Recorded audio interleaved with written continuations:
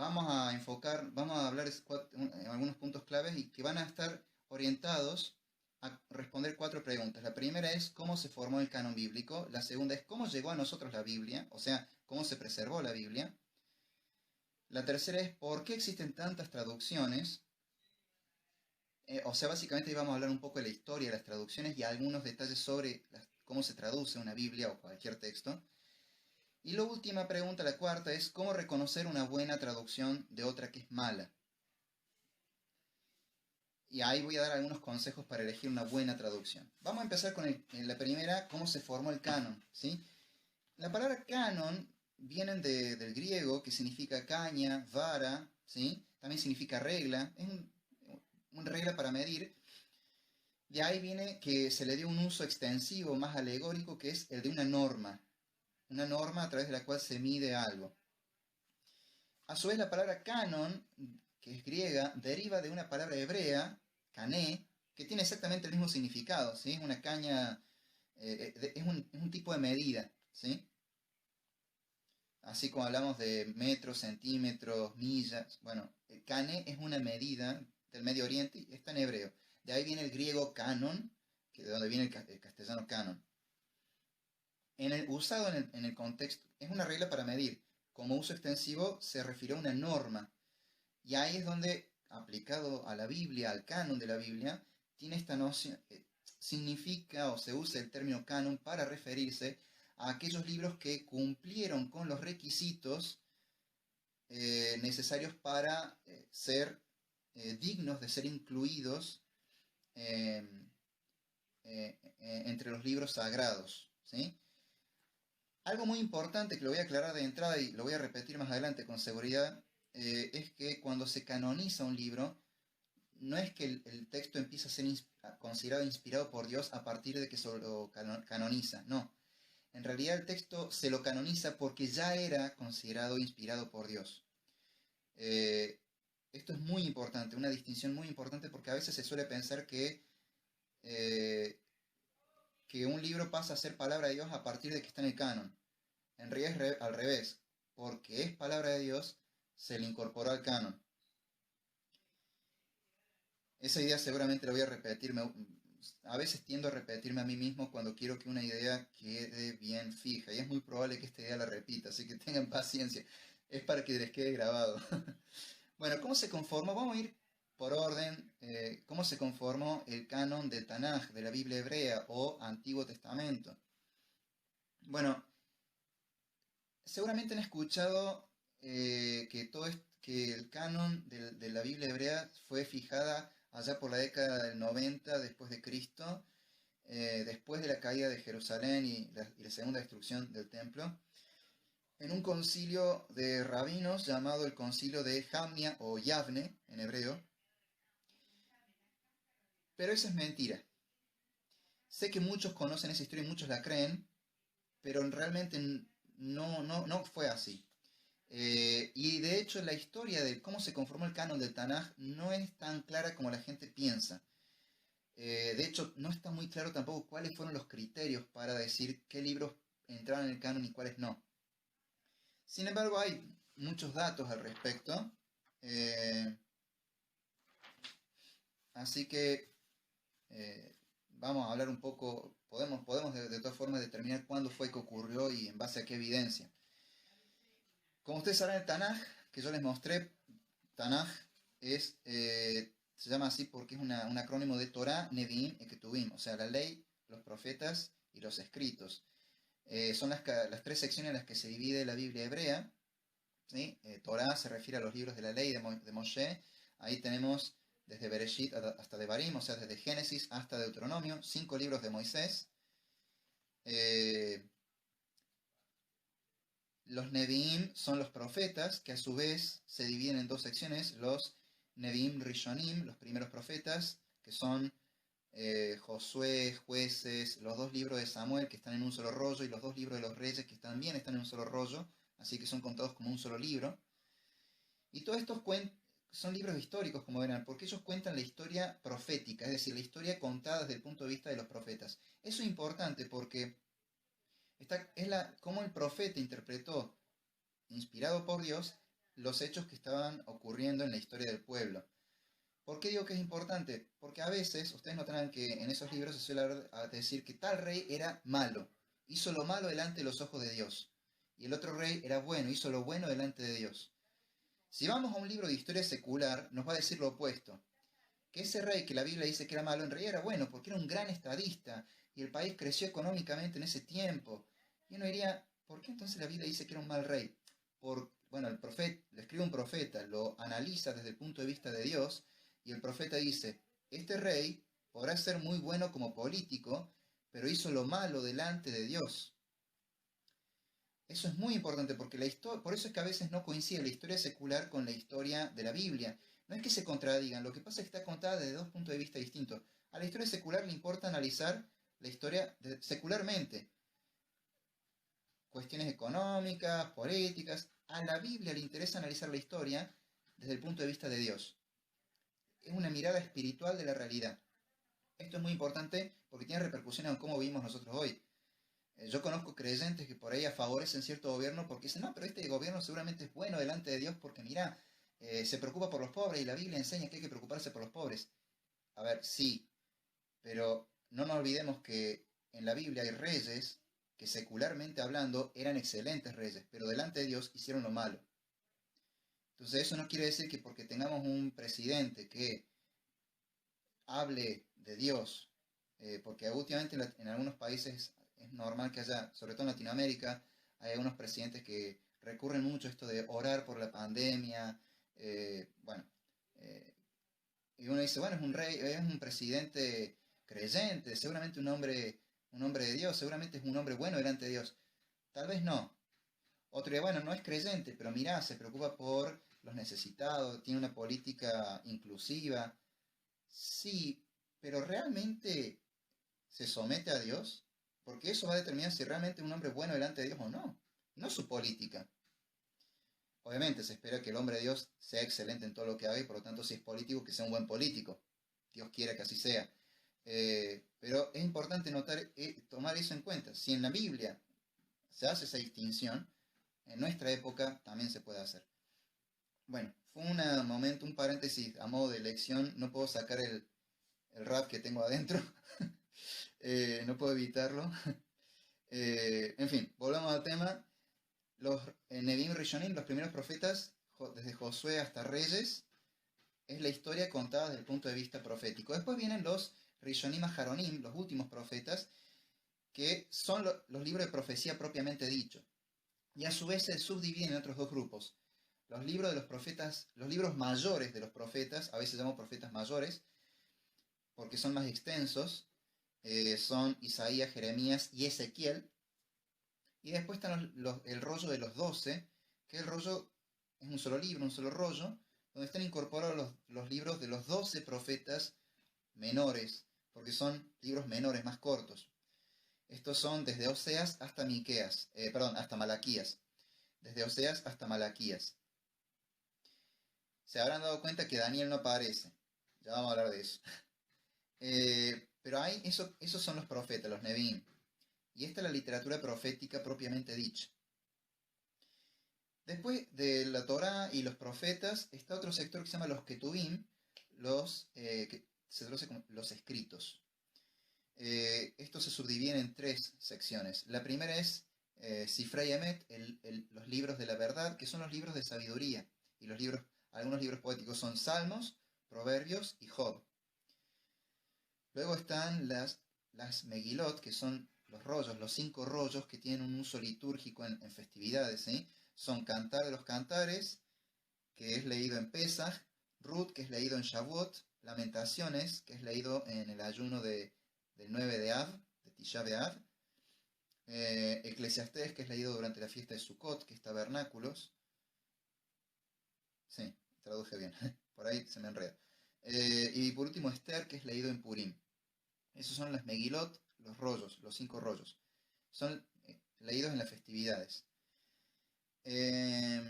Y está una tercera sección de los Ketuvim, que son los libros históricos. De hecho, no tienen otro nombre más que los otros escritos. Son libros históricos todos ellos. Esa es la temática que tienen, historia. De vuelta, historia contada desde un punto de vista profético.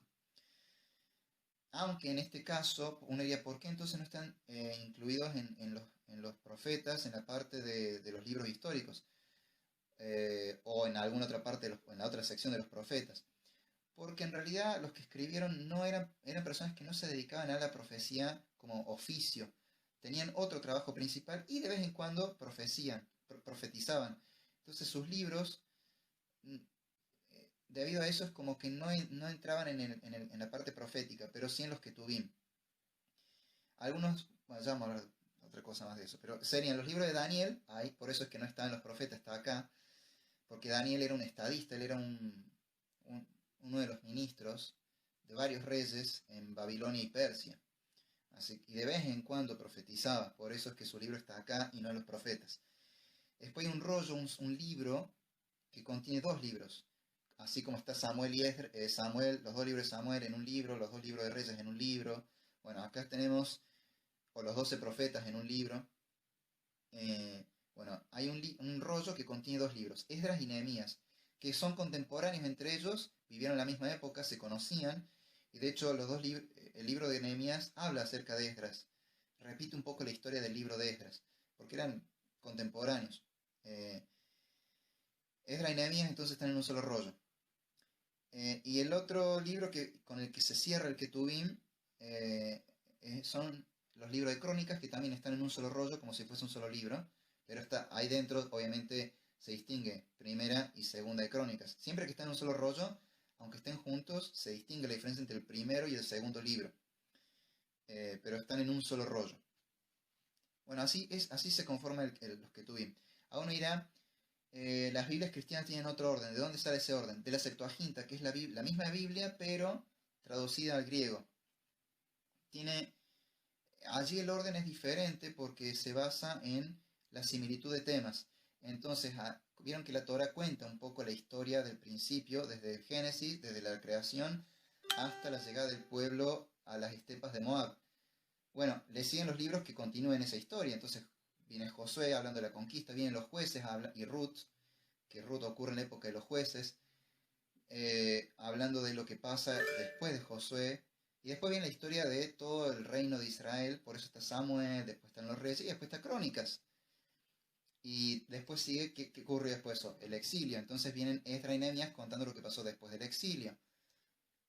Porque justo Crónicas termina diciendo que ellos vuelven del exilio. Entonces ahí empieza Esdras y Nehemías contando esa parte de la historia. Se sigue, digamos, este orden más bien cronológico por los temas. Esa es la razón por la cual el orden es diferente. ¿Cómo llegó ese orden a las Biblias hoy, a las Biblias cristianas? No todas las Biblias cristianas, porque como les mostré, hay una Biblia que, por ejemplo, tiene el orden de la Biblia hebrea. Bueno, sin embargo, la mayoría de las Biblias cristianas sí tienen el orden de la Septuaginta y no de la Biblia hebrea. ¿Cómo llegó, cómo se eligió ese orden? En realidad es porque por mucho tiempo todos los judíos de la diáspora y por lo tanto los primeros creyentes en Yeshua, los primeros cristianos o la iglesia primitiva, usaban todos ellos la Septuaginta. Entonces se acostumbraron a ese orden. Cuando se empiezan a traducir las Biblias a otros idiomas, se empieza a seguir el orden de la Septuaginta. Es así que por eso muchas Biblias cristianas hoy tienen otro orden que el orden de la Septuaginta y no el orden de la Biblia hebrea. Aunque hay excepciones entre los libros cristianos. Entre las Biblias cristianas hay excepciones con respecto al orden. Como les dije, hay el tema de la canonización y el criterio de canonización del Tanaj no es de tan simple o tan clara como se suele decir. Hay una teoría que dice que, por ejemplo, el Tanaj tiene ese orden, Torah, Nevi'im y Ketuvim, porque en ese orden se fueron desarrollando el canon. Primero llegó Moisés con la ley, entonces eso se canonizó rápido, que es cierto. Luego llegaron los profetas y se canonizó rápido. Y ahí se formaron los Nevi'im, que en gran parte es cierto. Y después están los Ketuvim. Esta teoría dice que esa fue la última sección que se armó y que se armó recién se terminó de armar o de canonizar en el concilio de Yavne. Bueno, ahí es donde entra el problema con esta teoría. porque en realidad muchos de estos libros ya existían en la época de los profetas, entonces no cerraría muy bien la teoría. Eh, Esta hipótesis del concilio de Yavne fue elaborado por un, un erudito, el primer historiador judío que analizó la historia judía, porque había otros historiadores que analizaban la historia judía, pero no eran judíos. Este fue el primer historiador judío que analizó la historia desde una perspectiva judía. Su nombre era Tzvi Graetz, ese es el nombre hebreo, pero en castellano, en los demás idiomas se lo conoce como Heinrich Graetz.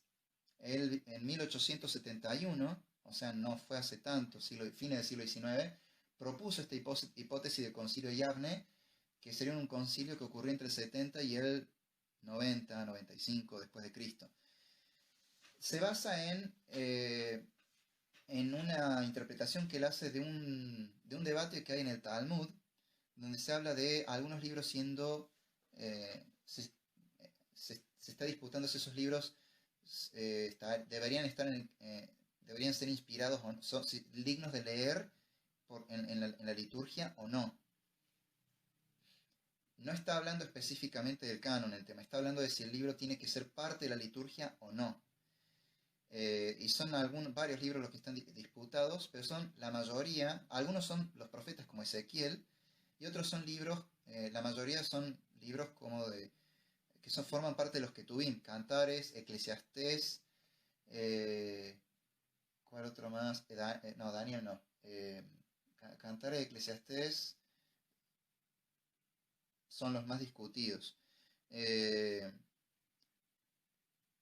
La cuestión es que en base a ese debate que hay en el Talmud sobre si estos libros deben ser leídos en la liturgia o no, es lo que llevó a este historiador a pensar que hubo un concilio en esa época, en esa década, en Yavne, donde se canonizó la Biblia hebrea. El tema es que es la única evidencia que él propone. Con el tiempo aparecieron otros eruditos, tanto judíos como gentiles, que terminaron por comprobar que esta hipótesis en realidad no es correcta, y de hecho el canon, en realidad hay más evidencia que sustenta que el canon fue canonizado mucho antes, incluso antes de Cristo, allá por el 160 antes de Cristo, en la época de los reyes asmoneos, y que incluso ellos en realidad lo que hicieron fue recuperar algo que ya estaba hecho en la época de Nehemías. Voy a mencionar algunos nombres, por ejemplo, William Melville Christie en 1925 es el primer erudito que cuestiona esta hipótesis y la refuta. Este hombre es un erudito en hebreo y judaísmo rabínico, ¿sí? Después está el profesor Sid Lehman, un profesor judío, que él es profesor de Historia y Literatura Judía y también es el jefe de cátedra o jefe de departamento de la materia de estudios judaicos de Brooklyn College en la City University de Nueva York. Él en su tesis habló de este tema y luego publicó su tesis en un libro en 1976, hace poco, donde desacredita con argumentos más sólidos todavía esta hipótesis del concilio de Yavne. Philip Davis, en su libro, bueno, en realidad Philip Davis y muchos otros eruditos más, son muchísimos, también terminaron, no solamente refutaron la hipótesis del concilio de Yavne, sino que además propusieron otra hipótesis con mejores evidencias. Son ellos, como Philip Davis y estos otros eruditos más recientes, que están con vida todavía, que proponen que este canon de la Biblia hebrea en realidad fue fijado en la época de los reyes asmoneos. Estamos hablando de la época de los macabeos, ¿sí? Con respecto al criterio, yo dije que no está muy claro cuáles fueron los criterios de canonización. Hay un autor, un erudito también experto en este tema, en cultura judía, en judaísmo rabínico y en más que nada experto en lo que es literatura bíblica. De hecho, este hombre es historiador, teólogo y es rabino. Creo que ya falleció, no me acuerdo. Se llama Jacob o Jacob Neusner, o Neusner, que él también hace poco, entre el año 1987 y 1988, publicó una serie de libros donde explica cuáles pueden haber sido los criterios, en base a la evidencia que hay. Él más o menos pudo deducir cuáles pueden haber sido esos criterios de canonización, y entre ellos aparecen que tienen que ser escritos, para que fueran aceptados en la Biblia hebrea, tienen que haber sido escritos en hebreo, ¿sí? Por ejemplo, que hay libros como Daniel y Jeremías y Esdras que tienen secciones en arameo. Dicho sea de paso, esas secciones están en arameo porque son pasajes donde la historia se centra en los gentiles o tiene discurso, los dichos de algún gentil, la carta de algún gentil, o es una respuesta a los gentiles. Entonces, por eso está en arameo. Pero el resto del texto está en hebreo. Como saben, el Tanaj fue escrito en hebreo y algunas porciones en arameo. Entonces, ese fue el criterio. Tenía que estar en hebreo o esas porciones en arameo. Si estaba en otro idioma no era aceptado. No porque fuera malo, sino simplemente porque era preferible. El otro criterio era que tenían que ser usados ampliamente por la comunidad judía, y ahí por eso es que el libro de Esther fue aceptado. Esther fue otro de los libros disputados en Yavne, no sobre el tema de la canonización, porque ahí no se habla del canon, sino si realmente debía ser parte de la liturgia. Neusner piensa que quizás eso pueda dar alguna pista de que estos libros también tenían que ser, para ser canonizados, tenían que ser libros aceptados por la mayoría de la comunidad. Y en ese sentido, el libro de Esther, como tiene un uso comunitario en la festividad de Purim, bueno, eso le sirvió de argumento a favor de la canonización de Esther.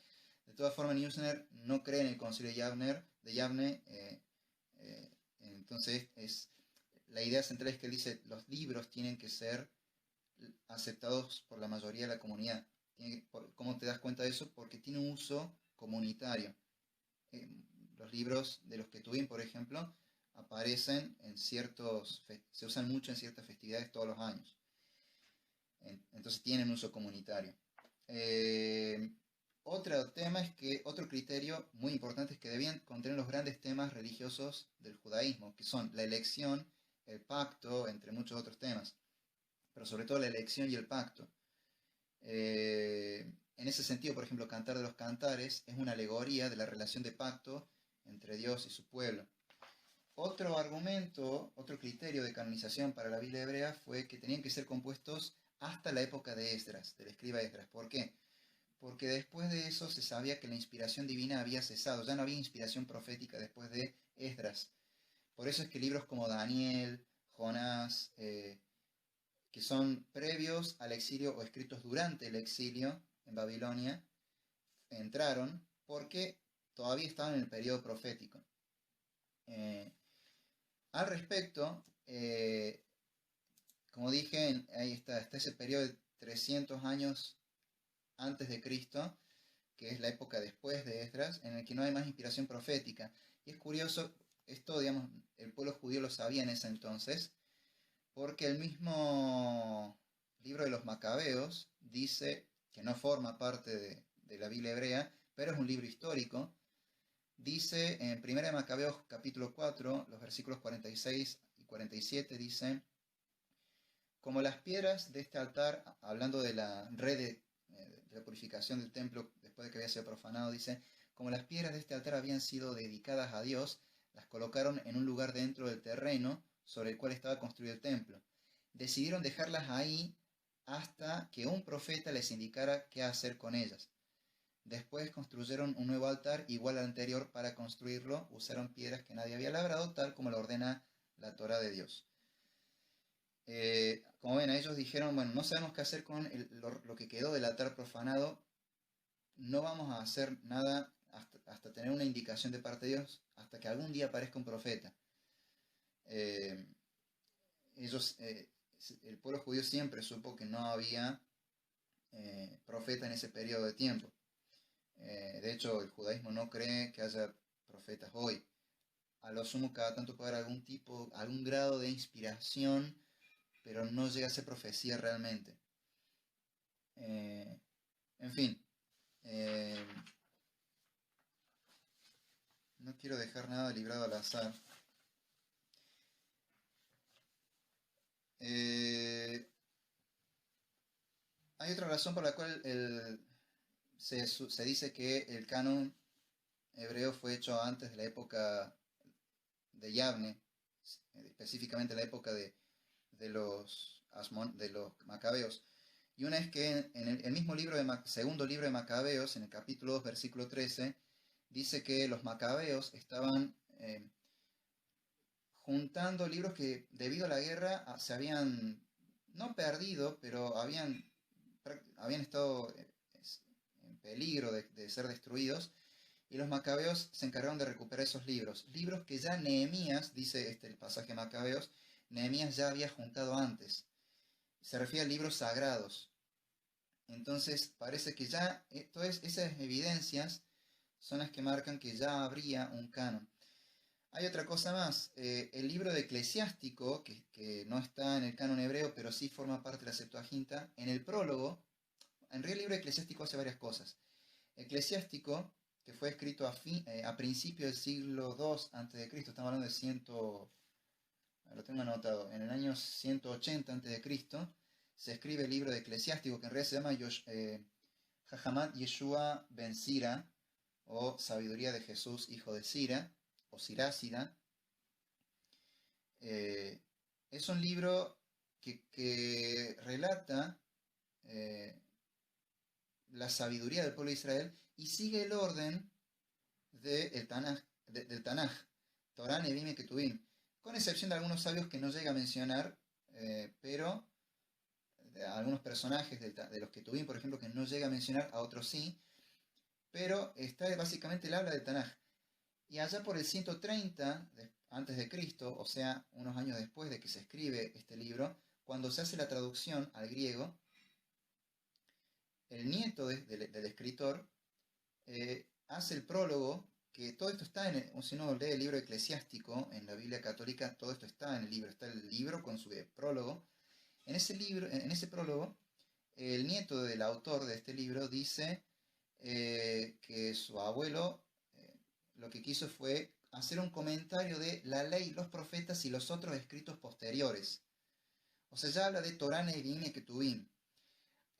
La expresión de los otros escritos posteriores daría a entender que para esa época, 130 a.C., ya está conformado el Tanaj, aunque quizás todavía no está muy claro cuáles son todos los libros del Ketuvim, ¿sí? Algunos libros estarían ahí como disputados si deben estar o no deben estar. De hecho, algunos eruditos lo que dicen es que en el Concilio de Yavne lo que se trató no fue si debían ser canonizados estos libros, sino más bien si debían ser sacados del canon. Y de hecho lo que se trató en el Concilio de Yavne también fue la ampliación del concepto de Torah. Ustedes habrán notado quizás que cuando en el judaísmo se habla de Torah, no siempre se refiere a la Torah de Moisés, sino que a veces se refiere a todo el Tanaj, toda la Biblia hebrea, y a veces incluso al Talmud o cualquier libro escrito por un rabino.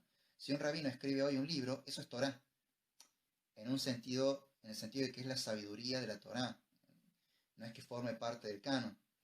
En el concilio de Yavne no fue tal concilio realmente, fue una especie de escuela o academia. Realmente no hubo un concilio en el sentido pleno de la palabra concilio, pero en ese grupo de sabios, de rabinos de Yavne, lo que hicieron fue redefinir cómo iban a usar el concepto Torah y terminar de decidir si ciertos libros debían quedarse en el canon o se había que sacarlos.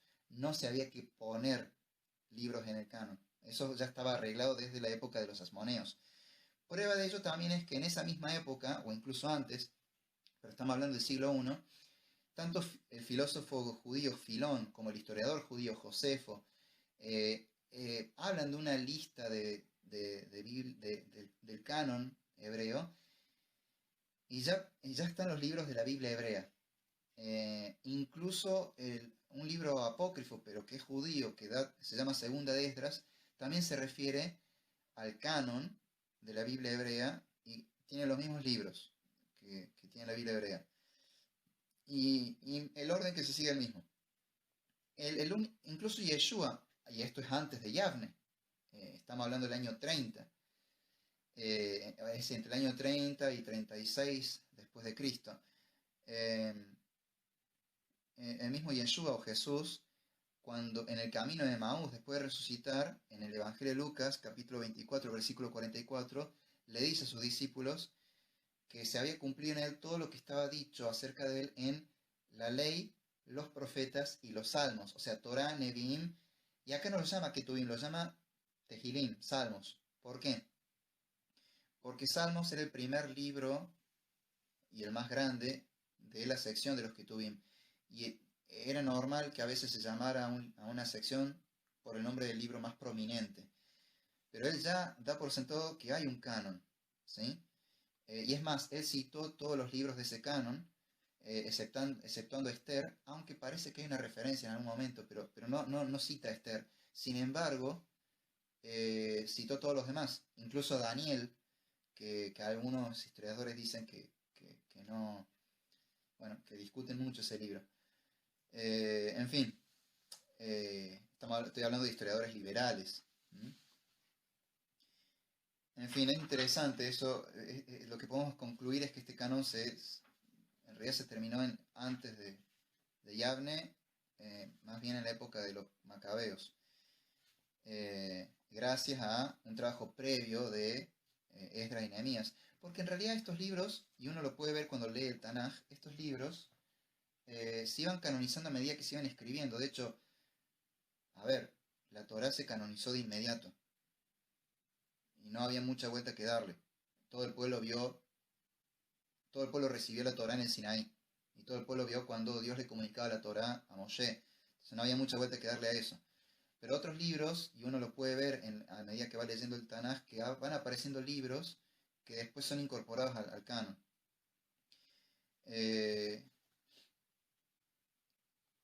Bueno, vamos a hablar entonces ahora del canon. Ya estamos con el canon de la Biblia del Antiguo Testamento, hablemos del canon del Nuevo Testamento.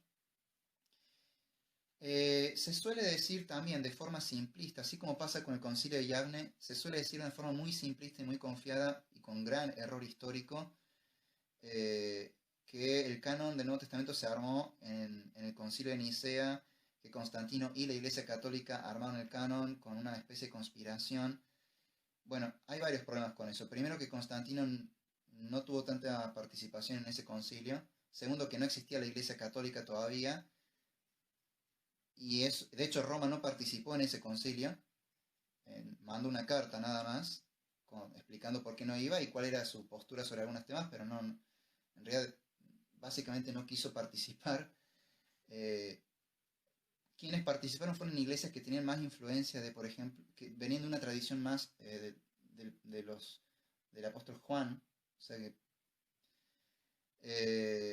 en fin, no es tan cierto lo que se dice sobre ese concilio. Aparte, en ese concilio realmente no se trató específicamente el tema del canon, fueron otros concilios. Y es más, realmente la Iglesia Católica cerró su canon en el 1500, durante el concilio, 1500 y tantos, durante el concilio de Trento. O sea, fue hace poco, hace 500 años. Sí, otras iglesias fueron canonizando aceptando ciertos cánones, pero no estaban armando el canon, simplemente ya tenían un canon, solo que terminaron de oficializarlo entre el siglo IV y el siglo VII, dependiendo de qué iglesias fueran. La mayoría en el siglo IV, y después quedaron algunas en Oriente que habían roto con las iglesias monofisitas, las iglesias nestorianas, que eran heréticas, terminan aceptando algunos libros que estaban disputados. ¿No? Aceptaban el canon, pero había algunos libros que eran Segunda de Pedro, Segunda y Tercera de Juan, Judas y Apocalipsis, que están en duda. Entonces ellos tardaron más en aceptarlo. En el siglo VII recién ahí empezaron a aceptarlas. Y hay algunos que todavía no las aceptan. Pero son iglesias muy específicas y hay razones muy fáciles de explicar de por qué ciertos libros no los aceptaban.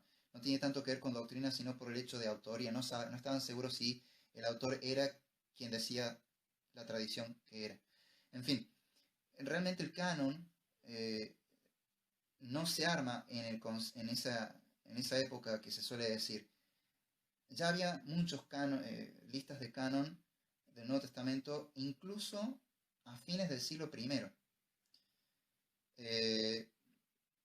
Solo que no se los llamaba canon, porque no estaba esta idea de armar un canon todavía, no había esa conciencia. Esa conciencia fue surgiendo después a partir de una controversia que ya vamos a mencionar. Para que tengan una idea, ya los escritos de los apóstoles y de sus compañeros, porque saben, el Nuevo Testamento está escrito algunos por apóstoles y otros por gente cercana a los apóstoles. Marcos y Lucas, por ejemplo, no eran apóstoles, pero Marcos era discípulo de Pedro, Lucas era compañero de, de, de Pablo. Entonces, los apóstoles y sus compañeros que habían escrito, esos escritos de ellos ya eran considerados por la misma gente de su época, incluso por los mismos apóstoles, eran considerados palabra inspirada por Dios a la par de los libros proféticos y por lo tanto escritura sagrada. Por ejemplo, en Efesios 2:20, Pablo dice que la fe de la iglesia está fundamentada en los profetas y los apóstoles. O sea, se basa en el fundamento puesto por los profetas y los apóstoles. A la hora de profetas se refiere a todo el Tanaj, porque está escrito por profetas o gente que tuvo el don de profecía en algún momento. Como dije, Daniel, por ejemplo, tuvo el don de profecía, aunque no, su oficio permanente no fue el de profeta. Los salmos a veces tienen cuestiones proféticas, pero no son libros proféticos, son alabanzas y son oraciones.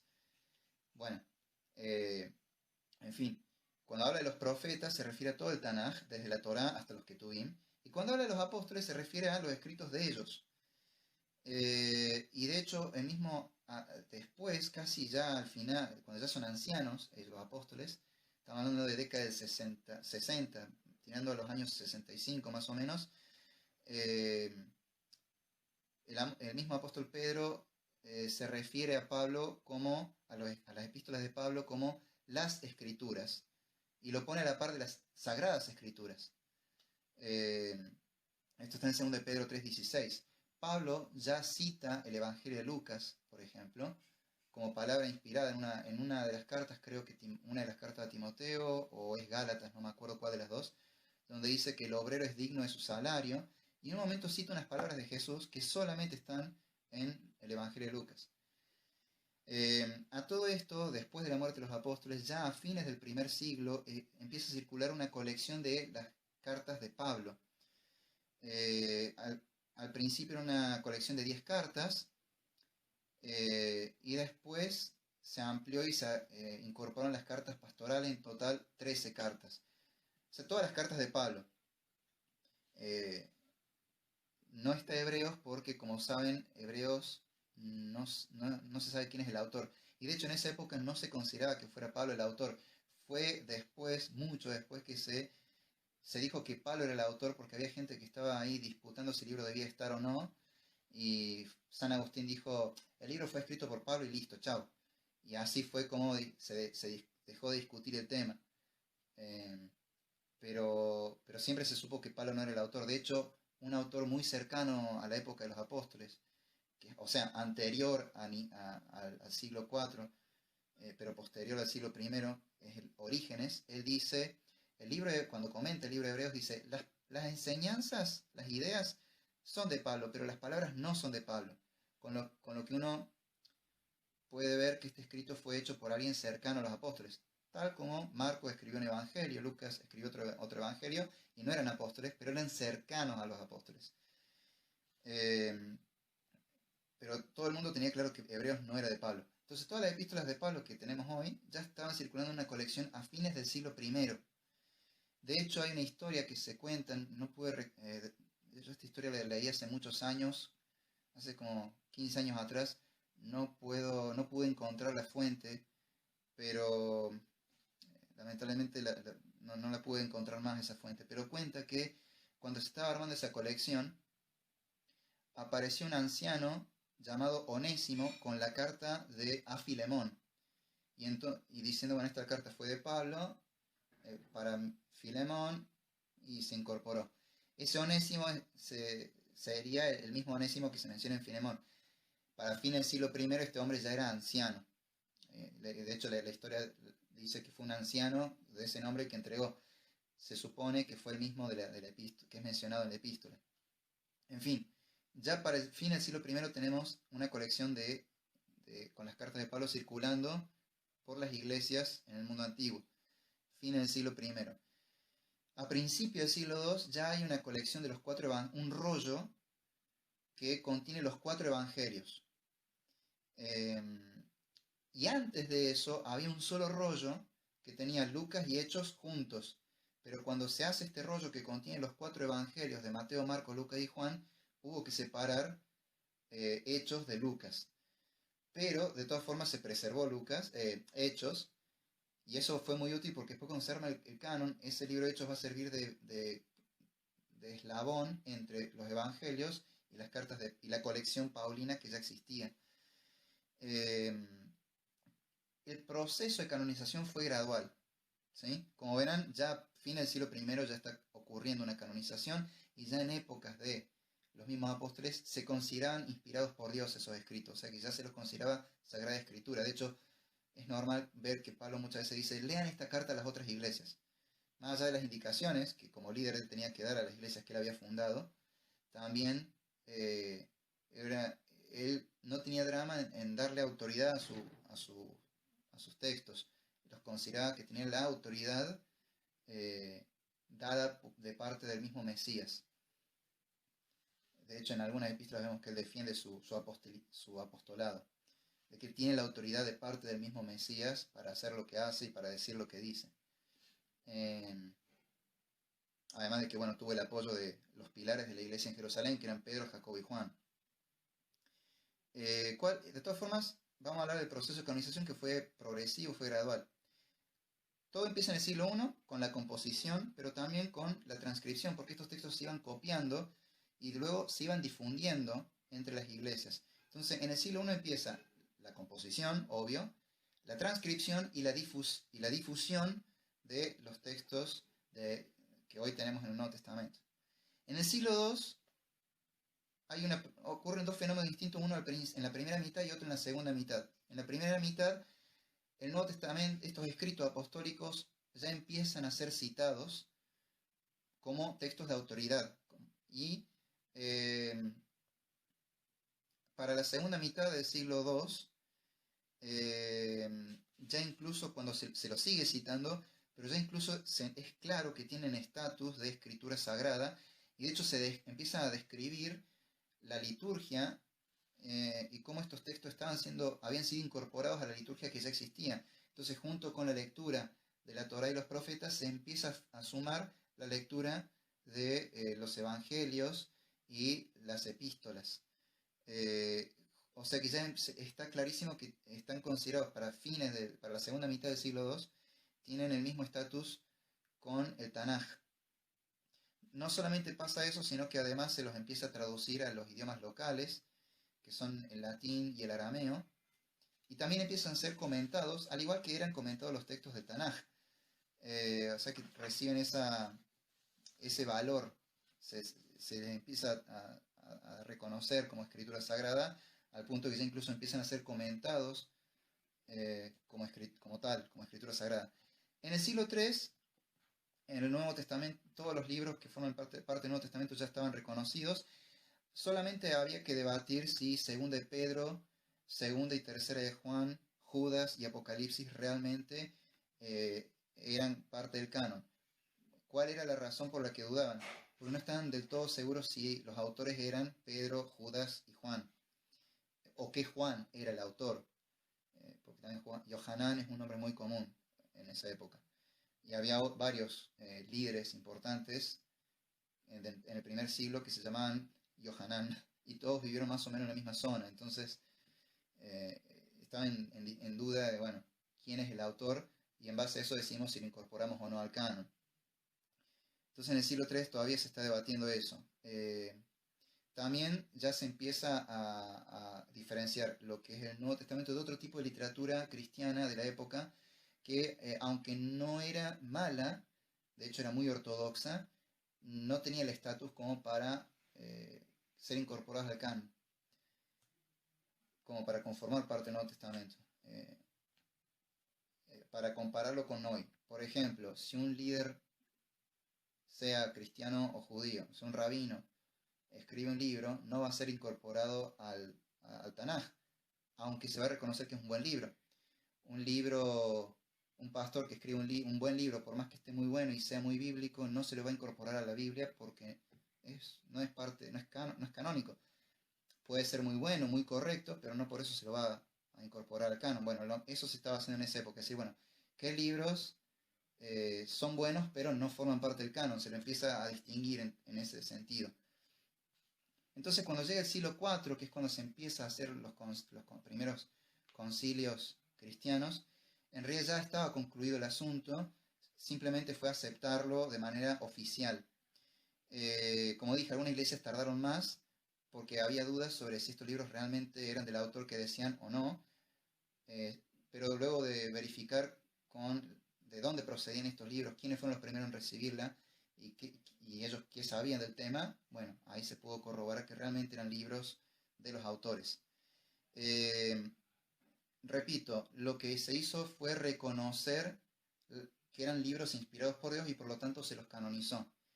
No es que se dijo, este va a ser el canon y por lo tanto estos van a ser los libros inspirados, no. Porque eran inspirados, el pueblo lo que hizo fue reconocer que realmente eran inspirados y después lo oficializó en un canon. ¿Por qué fue necesario? ¿Por qué es después de tantos siglos que realmente se hace consciente la iglesia de que tiene que haber un canon del Nuevo Testamento? Porque a principios del siglo II, mientras ya había, como les comenté, una formación del canon, ya estaba estos libros del Nuevo Testamento siendo difundidos, copiados y considerados palabra inspirada, aparece un hombre, Marción, con ciertas ideas heréticas, y él empieza a decir, el Tanaj no es Biblia, no es palabra de Dios. El Nuevo Testamento que ustedes tienen tampoco es palabra de Dios. Solamente algunas cartas de Pablo y el Evangelio de Lucas, pero no el original de ustedes, sino la versión que yo tengo. Según él, él decía que era la versión corregida, la versión restaurada, la versión correcta, que era la versión original y que además tiene una versión trucha. Eso lo decía Marción. Y él arma el primer canon oficial. Es el primero que dice, tiene que haber un canon. Es el primero que tuvo esa conciencia de canon. Fue a raíz de eso que dijeron, bueno, que el resto de la cristiandad se dio cuenta de que había que oficializar un canon. De que esto de decir, bueno, sabemos cuáles son los libros, los tenemos y los reconocemos, pero no lo oficializamos, es un problema, porque va a venir una persona más viva que nosotros, oficializa algo que no es y hace estragos. Bueno, eso fue lo que hizo que se despertara la conciencia de que había que hacer un canon. Pero en realidad el canon del Nuevo Testamento ya existía. Lo que pasa es que Marción mutiló ese canon. Y es curioso el discurso que usaba. Esa idea de decir, ustedes tienen la versión incorrecta, yo tengo la versión correcta. Es interesante. Bueno, todos los líderes sectarios empiezan así. Si pensamos, por ejemplo, en el Islam, Mahoma decía que Dios había hablado a través de la Torá y a través de los evangelios, pero habían sido tergiversados. Entonces Dios había mandado el Corán. José Smith, el fundador del mormonismo, dijo lo mismo. La Biblia estaba tergiversada y él había hecho la corrección y además tenía un testamento más, un tercer testamento que era el libro de Mormón. Los testigos de Jehová también dijeron que la Biblia estaba mal y ellos tenían la versión corregida y original de la Biblia. Todas las sectas empiezan igual, con el mismo discurso. En fin, ¿cuáles fueron los criterios de canonicidad para el Nuevo Testamento? Bueno, acá hay una coincidencia con el Tanaj. Vieron que decíamos que con el Tanaj tenía que ser escrito en hebreo, usados por la mayoría de la comunidad y tenían que tener temas, los típicos temas teológicos del judaísmo.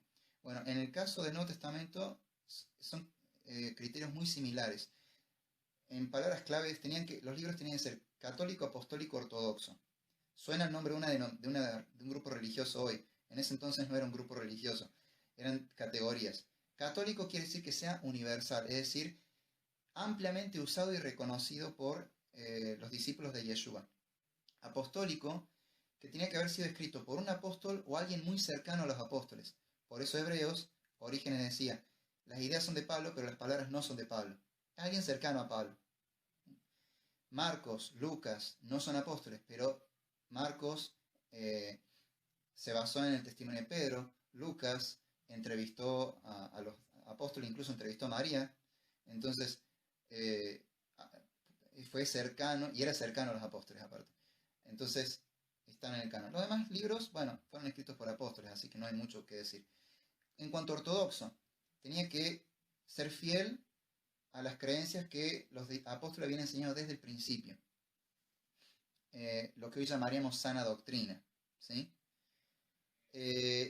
Entonces esos son los criterios de canonicidad. Hay libros que eran ortodoxos, pero no eran escritos por un apóstol o alguien cercano a los apóstoles, o no tenían una difusión tan universal, por ende no se incorporaron. Por ejemplo, antes de que se escribiera el Nuevo Testamento, en las mismas comunidades mesiánicas o paleocristianas,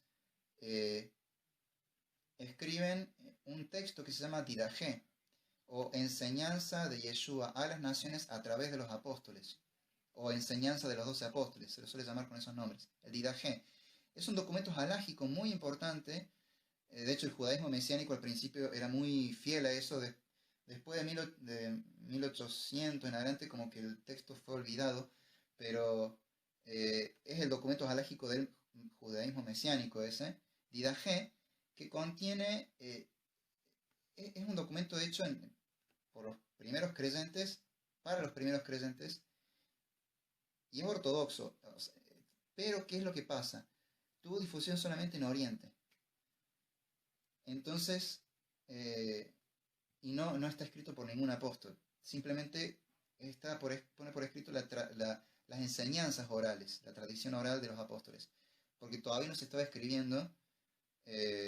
Bueno, en realidad Pablo sí ya estaba escribiendo, Santiago ya había escrito una carta, pero por ejemplo el resto del Nuevo Testamento no estaba escrito. Pablo todavía no había escrito la mayoría de sus cartas, porque el viaje data de la década del 50. Entonces es básicamente en la época en que se empieza a escribir el Nuevo Testamento. Pero contiene la tradición oral. Y es un documento tanto para instruir a la gente que quiere hacer la conversión a la fe del Mesías, como también un documento halágico, es decir, legal, que te dice cómo tiene que ser la observancia, sobre todo la liturgia. Bueno, a ustedes se preguntarán qué pasa con la Septuaginta, que tiene algunos libros apócrifos. No están, ¿qué hizo la iglesia? Bueno, primero que hay una cuestión, hay que saber algunas cosas. La Septuaginta es anterior al canon palestino, o sea, a la Biblia hebrea. No fue exactamente un canon, en realidad esos libros era una colección de libros, algunos considerados inspirados por Dios y otros literatura rabínica para la instrucción del pueblo. Por ejemplo, en estos días estábamos leyendo el Pirkei Avot. No es parte del canon, pero es un libro que usamos para la instrucción del pueblo. Bueno, ese era el uso que tenían esos libros que estaban siendo incorporados a la Septuaginta. La idea era que hubiera una colección de libros, tanto inspirados como instructivos.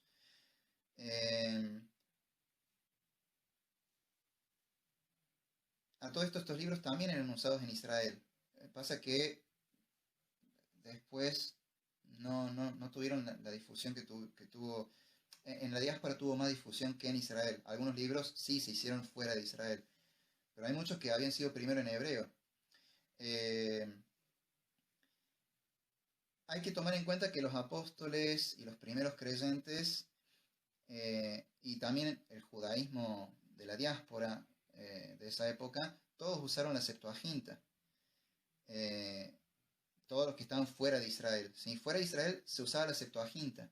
De hecho, el Nuevo Testamento tiene casi todas las citas provienen de la Septuaginta, salvo unas pocas que provienen de otros textos que no son la Biblia hebrea, tampoco son la Septuaginta, son otro tipo de textos hebreos, eh, distinto del texto masorético. El texto masorético es posterior. La Biblia hebrea que se tiene hoy está basada en el texto masorético. En esa época había otras versiones en hebreo. De hecho, hoy, gracias al descubrimiento de los textos de Qumran, se puede tener información más precisa sobre eso. Bueno, la Septuaginta fue usada por el judaísmo de la diáspora y por lo tanto también por los apóstoles y los primeros creyentes que vivían en países de habla donde ya era de habla griega y ya no hablaban hebreo.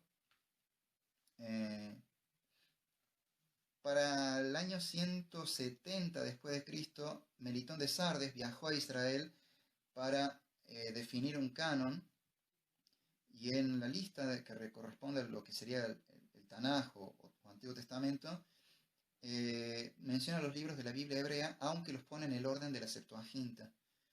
Y solamente hay una pequeña diferencia donde él no incorpora a Esther y en su lugar pone un libro que se llama Sabiduría de Salomón, que está en la Biblia católica, si mal no recuerdo. Orígenes de Alejandría también hizo una lista y él presenta los mismos libros de la Biblia hebrea. Hay una lista que se descubrió allá por el 1800, pero que data del año 100, aparentemente. Algunos dan una datación más tardía, pero la más temprana es el año 100 después de Cristo, que es la lista Brienios, que contiene la lista del Antiguo y el Nuevo Testamento. Es una lista cristiana, de los primeros cristianos, año 100. Y en ella, para la parte del Tanaj, tiene los mismos libros de la Biblia hebrea. Y para el Nuevo Testamento, los mismos libros que hay hoy. Jerónimo, que él sí es de la época del siglo IV, fin del siglo IV, Jerónimo, siglo V, fin del siglo V. Jerónimo, cuando hace la traducción, lo que se conoce, él tradujo parte de lo que es conocido como Vulgata Latina, no la tradujo toda, tradujo una gran parte, y cuando hace la traducción del Tanaj, él se fue a Israel, se asesoró con rabinos no mesiánicos, rabinos judíos, y de hecho él prefería usar el Tanaj. De hecho él abogó siempre por incorporar los libros del Tanaj. Si bien tradujo los otros libros, él decía, esos otros libros son literatura edificante para la instrucción del pueblo, pero no son sagrados. Lamentablemente la postura que prevaleció fue de un contemporáneo suyo, que es Agustín de Hipona. Después, mucho tiempo después, a partir de 1517, a partir del cisma protestante, Lutero y todos los reformadores, y todos los reformados, prefirieron usar solamente el canon del Tanaj hebreo, porque entendían que los libros extracanónicos, o estos otros libros que vienen de la Septuaginta, si bien eran instructivos, edificantes, también tenían enseñanzas que favorecían las creencias católicas. Entonces ellos los consideraban que no eran inspirados por ese mismo hecho. Esa es la razón por la cual en las Biblias protestantes hoy los libros son los de la Biblia hebrea. ¿Cómo se preservaron las escrituras?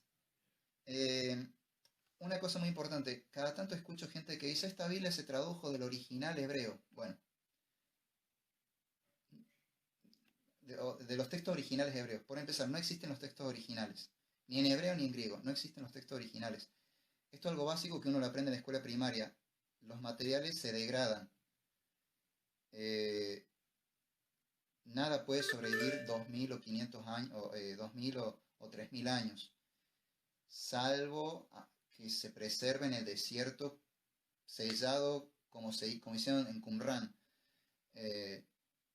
sellados al vacío. Es la única forma. Por eso es que ahí sí se suelen encontrar manuscritos muy antiguos de 2000 años o más, pero Fuera de eso no hay originales. Y no hay originales del Antiguo ni del Nuevo Testamento, no existe eso. Lo que hay son copias, copias muy antiguas, sí, pero no hay originales. Las copias más antiguas se descubrieron hace poco, en el siglo XX. Antes de eso se usaban copias tardías que databan del siglo XI en adelante. Eh, Algunas eran un poquito más tardías, pero todas eran de un periodo muy posterior. O sea, no hay originales, eso hay que tenerlo en claro. Si alguien dice esta Biblia está traducida del texto original en griego y hebreo, no lo crean, es una truchada, es un engaño, es un fraude. Y si ustedes pagan por eso, están, los están defraudando a ustedes. Hay alguien que se está enriqueciendo a costa de ustedes, alguien que está negociando, haciéndose el dinero, riqueza, a costa de la fe de la gente. Eh, Simonía le llaman los católicos a eso. Yo le llamo con una palabra nada bonita. Vamos a dejarlo en fraude o estafa.